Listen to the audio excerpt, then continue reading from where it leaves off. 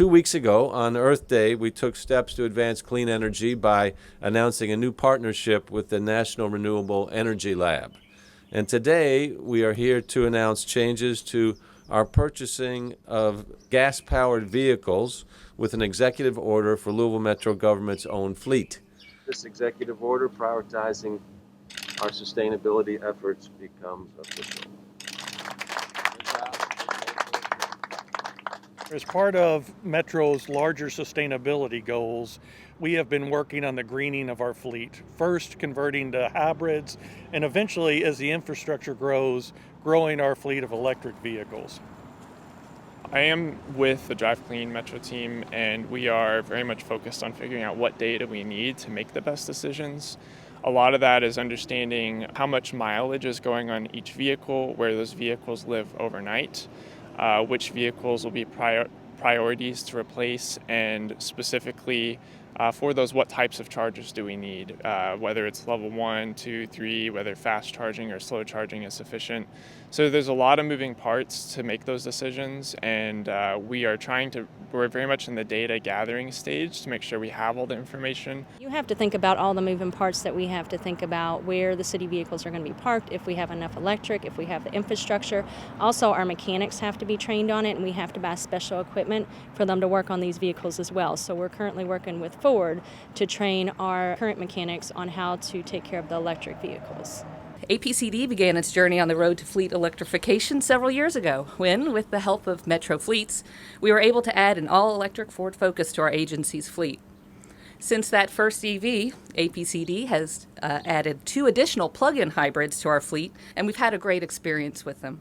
What was new and unusual to many of us at the time quickly became familiar and even the vehicle of choice. In fact, after having the opportunity to drive an EV while working, at least a couple of us went out and got our own. So driving is believing.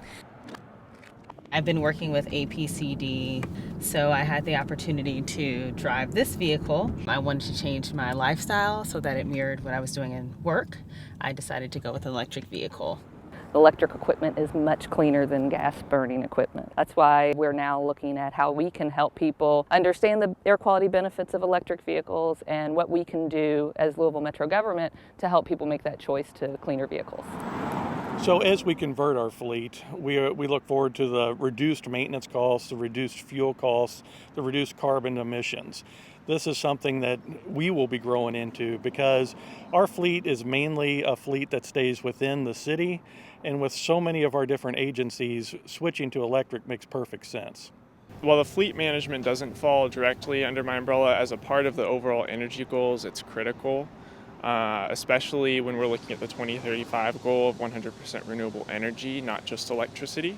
You can't easily find an alternative to burning gas. There are some out there, but what looks like to be the best approach is the hybrid and all-electric vehicles. The city also has a team of Green Fleet. It's called a Green Fleet team that we are working to also with LG&E build out throughout the city to have charging stations throughout the city for people coming in, tourists, also for our employees and citizens as well.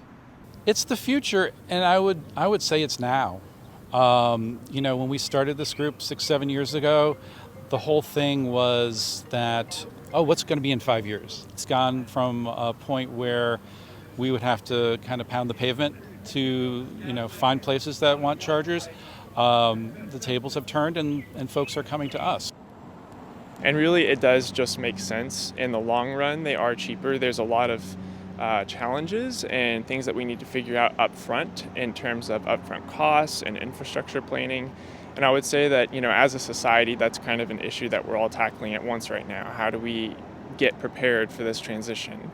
And so we are trying to be on the front of that and make sure that we have the infrastructure ready to do a very robust conversion.